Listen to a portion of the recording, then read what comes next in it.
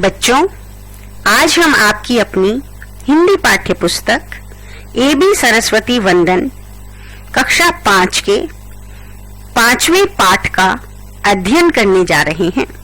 यह पाठ एक नाटक पर आधारित है जिसका शीर्षक है नन्ही कलाकार बेटी बेटा एक समान। बच्चों, शीर्षक के अनुसार जैसा कि हम सब समझ ही पा रहे होंगे कि यह जो पाठ है, इस पाठ में एक नाटक और संवाद के माध्यम से हमें यह समझाने का और बताने का प्रयास किया गया है कि बेटा और बेटी में हमें सदैव समानता का भाव रखना चाहिए। आधुनिक युग में बेटा और बेटी एक समान ही माने जाने चाहिए।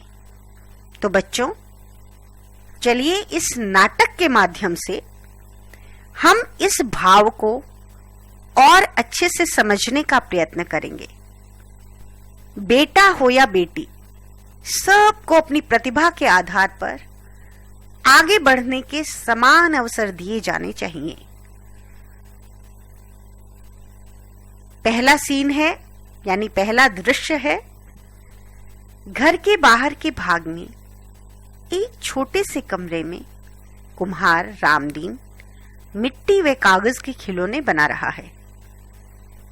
पास ही कागज व मिट्टी के खिलौने बनाने के लिए तैयार मिट्टी का लौंदा पड़ा है। कुछ तैयार सुंदर खिलौने, गुड्डे गुड़ियां, ब्रश और रंग आदि रखे हैं।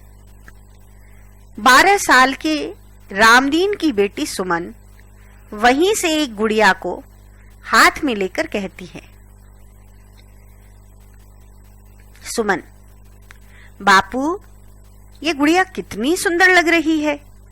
इसकी आंखें तो देखो, लगता है कि अभी बोल पड़ेगी। रामदीन ने कहा, हाँ हाँ, बहुत सुंदर है। इसे मत छुओ, संभाल कर रख दो। देखो कहीं गुड़िया टूट न जाए, इसमें अभी सुनहरा रंग और लगाना है। सुमन, बापू, क्या आप मुझे भी इतनी ही सुंदर गुड़िया बनाना सिखा दोगे? रामदीन, क्या तुझे सिखाऊं? यह लड़कियों का काम नहीं है।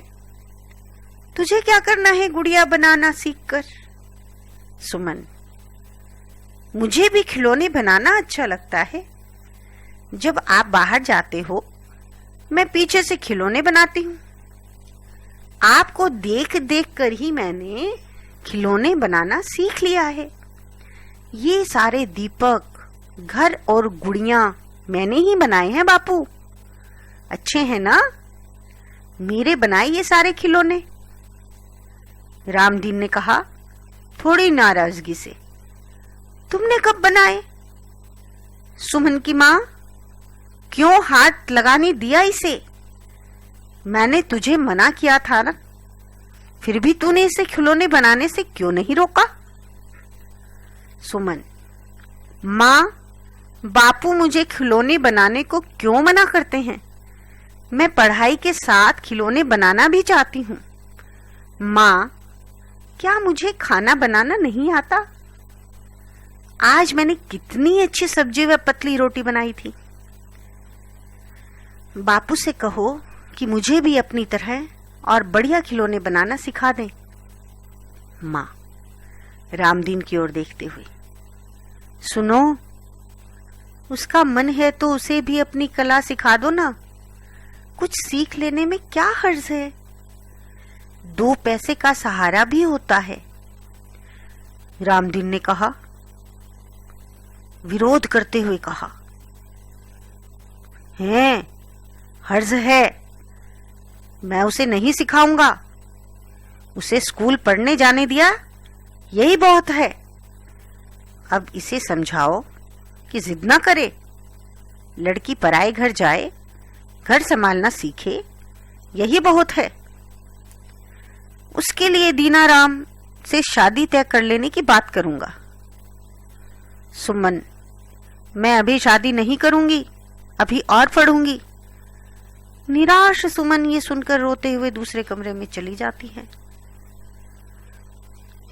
अगला दृश्य, बीमार रामदीन पलंग पर लेटा है और माँ कहती है, सुमन, क्या डॉक्टर साहब आ गए हैं? बापू को छूकर देखो, कितना तेज बुखार है। सुमन, हाँ माँ, मैं डॉक्टर साहब को साथ ही लेकर आई हूँ, देखो वे आ रहे हैं।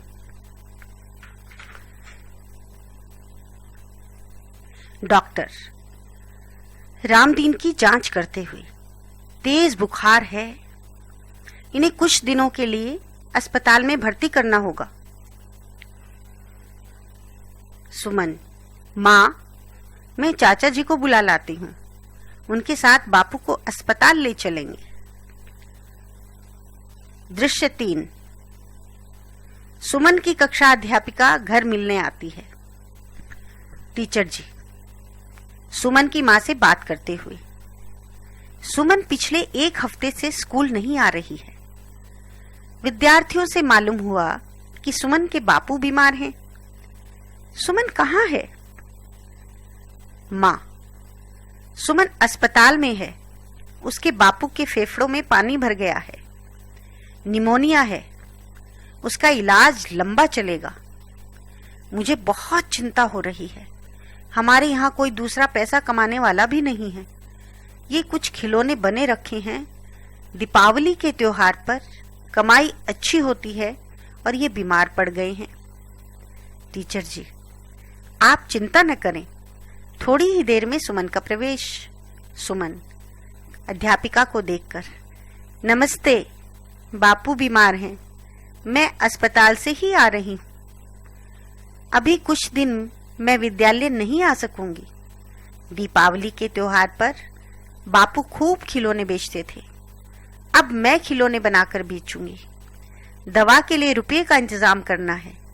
देखिए, गुड़िया व दीपक दिखाते हुए, ये गुड़िया मैंने बनाई है। टीचर, अरे वाह, यकीन नहीं आ रहा कि इतनी सुंदर गुड़िया तुम बना सकती हो। तुमने ये हुनर कब सीख लिया? सुमन, बापू को देख देख कर छुट्टी और खाली समय में खिलौने बनाती हूँ। टीचर जी, पढ़ाई के साथ ये एक अच्छा शौक है। कुछ सोचते हुए, आज शाम को मैं फिर तुम्हारे घर आऊंगी। शाबाश नन्ही कलाकार, तुम एक होनहार कलाकार हो।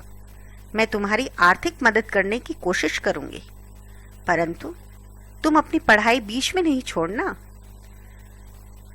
दृश्य 4, टीचर जी सुमन के घर। सुमन, आज मैं अपने साथ रमा बहन को लाई हूँ।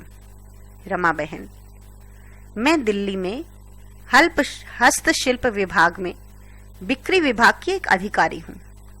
ग्रामीण क्षेत्रों के हस्तशिल्प कलाकारों की कला के सुंदर नमूने इकट्ठा करके उन्हें बिकवाने की व्यवस्था करना भी मेरा कार्य है।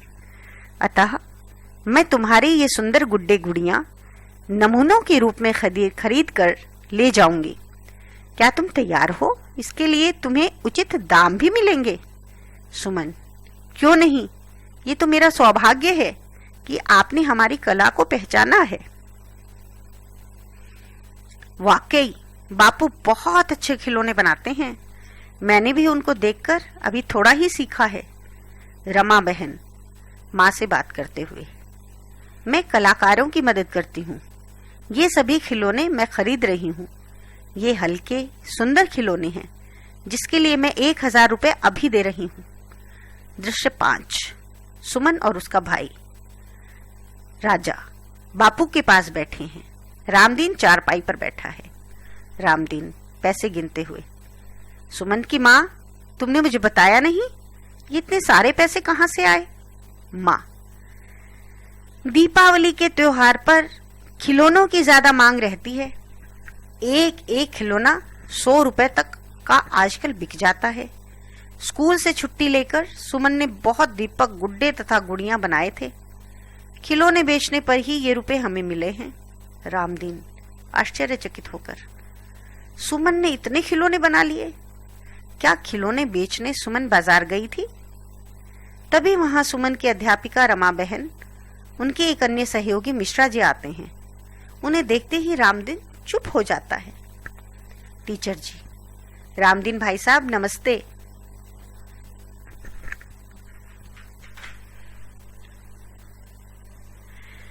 आपकी कला की प्रशंसा सुनकर रमा बहन और मिश्रा जी आपसे मिलने आए हैं। यह हस्तशिल्प विभाग के सरकारी अधिकारी हैं। रमा बहन ने ही सुमन से सारे खिलौने खरीदकर यह पैसे दिए हैं। रमा बहन, रामदीन बाबू, सुमन के हाथ के बने खिलौने दिल्ली हाट में हाथों हाथ बिक गए। गुड्डे और गुड़ियों के जोड़े के लिए अब हमारे पास बहुत बड़ा ऑर्डर है। आपके बनाए ये खिलौने अब विदेशों में भी बिकने जाएंगे। आप सब मिलकर जल्दी ही काम आरंभ कर दें। अपनी कला अपने बच्चों को विरासत में दीजिए, उन्हें प्रशिक्षित कीजिए। अपनी बेटी को अपनी तरह ही और सुंदर खिलौने बनाना सिखाइए। हम आपको इस कार्य के लिए आर्थिक मदद भी देंगे। रामदीन आश्चर्यचकित होकर, आप सबका धन्यवाद, आपने मेरी आंखें खोल दी। आप लोग ठीक ही कह रहे हैं। मैं अपनी बेटी को अवश्य ही बढ़िया खिलौने बनाने का प्रशिक्षण दूंगा। यह सुनकर सुमन और उसकी माँ बहुत खुश होती हैं। सुमन, बापू देखना, मैं भी आपकी तरह अच्छे खिलौने बनाकर खूब पैसा कमाऊंगी और मेरा भी नाम देश के श्रेष्ठ कलाकारों में गिना जाएगा। माँ, सुमन, तुम्हें खिलौने बनाने के साथ साथ अपनी पढ़ाई भी पूरी करनी होगी। सुमन, हाँ माँ, मैं जरूर पढ़ाई पूरी करूंगी। आजकल गृहस्थ जीवन के साथ लड़कियां काम भी करती हैं। मिश्रा जी, रामदीन बाबू याद रखें, बेटा बेटी एक समान, दोनों ही हैं आपकी संतान। तो बच्चों, आपने इस पाठ से सीखा ना कि बेटा और बेटी एक समान होते हैं, उनमें किसी भी प्रकार का कोई भेदभाव नहीं करना चाहिए। तो चलिए अब हम पाठ के शब्दार्थ देख लेते हैं।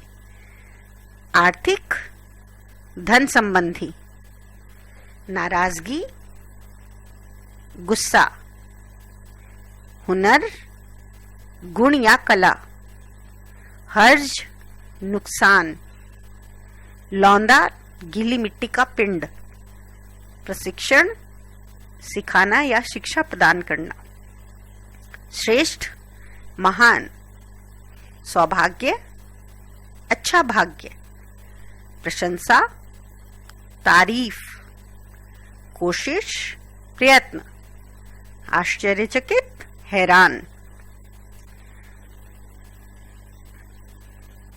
चलिए बच्चों, अब हम पाठ का अभ्यास कार्य करते हैं। पाठ के अभ्यास कार्य में मौखिक प्रश्नों की श्रृंखला में सोचिए और बताइए के अंतर्गत पहला प्रश्न है, सुमन किसकी बेटी थी? तो इसका उत्तर होगा सुमन रामदीन की बेटी थी। अगला प्रश्न है, रामदीन क्या काम करता था? इसका उत्तर होगा रामदीन मिट्टी के खिलौने बनाया करता था। अगला प्रश्न है, रामदीन अपने बच्चों में से किसे खिलौने बनाने का प्रशिक्षण नहीं देना चाहता था? इसका उत्तर होगा रामदीन अपनी बेटी सुमन को खिलौने बनाने का प्रशिक्षण नहीं देना चाहता था। नेक्स्ट क्वेश्चन है, किसने सुमन से सारे खिलौने खरीदे? इसका उत्तर होगा रमा बहन ने सुमन से सारे खिलौने खरीदे। अगला प्रश्न है, इस पाठ से हमें क्या शिक्षा मिलती है? इस प्रश्न का उत्तर होगा बेटा और बेटी एक समान समझने की शिक्षा मिलती है। लिखित पाठ ज्ञान में पहला प्रश्न है, प्रश्न के उचित विकल्प पर सही का निशान लगाइए। पहला वाक्य है, रामदीन कुम्हार किस चीज के खिलौने बना रहा था? इसका उत्तर होगा मिट्टी। अगला प्रश्न है, सुमन की उम्र क्या थी? क्या उम्र थी सुमन की? 12 साल। किस त्योहार पर मिट्टी के खिलौनों व दियों की मांग बढ़ती है? इसका उत्तर होगा दीपावली। किसने सुमन को उसके खिलौने को देखकर 1000 रुपए दिए? किसने दिए? रमा बहन ने। तो इसका उत्तर होगा रमा बहन। अगला प्रश्न, निम्नलिखित प्रश्नों के पाठ के अनुसार उत्तर दीजिए। पहला प्रश्न है, सुमन ने अपने पिता रामदीन से क्या सीखने की इच्छा जाहिर की? इसका उत्तर होगा, सुमन ने अपने पिता रामदीन से खिलौने बनाने की कला सीखने की इच्छा जाहिर की। अगला प्रश्न है, सुमन के पिता रामदीन को डॉक्टर ने किस बीमारी के कारण अस्पताल में भर्ती किया? इसका उत्तर होगा, सुमन के पिता रामदीन को डॉक्टर ने निमोनिया के कारण अस्पताल में भर्ती किया। नेक्स्ट क्वेश्चन है, किस त्योहार पर कागज व मिट्टी के बने दियों व खिलौनों की मांग बाजार में बढ़ जाती है? बच्चों, आप जानते ही हो, दीपावली के त्योहार पर कागज व मिट्टी के बने दियों व खिलौनों की मांग बाजार में बढ़ जाती है। अगला प्रश्न है, रमा बहन ने खिलौनों को किस लिए खरीदा? तो इसका उत्तर होगा, रमा बहन ने खिलौनों को बिकवाने की व्यवस्था के लिए खरीदा। नेक्स्ट क्वेश्चन है, किसने कहा बेटा बेटी एक समान, दोनों ही हैं आपकी संतान? ये वाक्य किसने कहा था? ये वाक्य मिश्रा जी ने कहा था कि बेटा बेटी एक समान, दोनों ही हैं आपकी संतान। तो इस प्रकार बच्चों, हमने इस पाठ के अभ्यास कार्य के प्रश्नों को किया। शेष प्रश्नों को आप स्वयं करेंगे। आशा है आप इन सभी प्रश्नों को अच्छे से हल कर पाएंगे। धन्यवाद।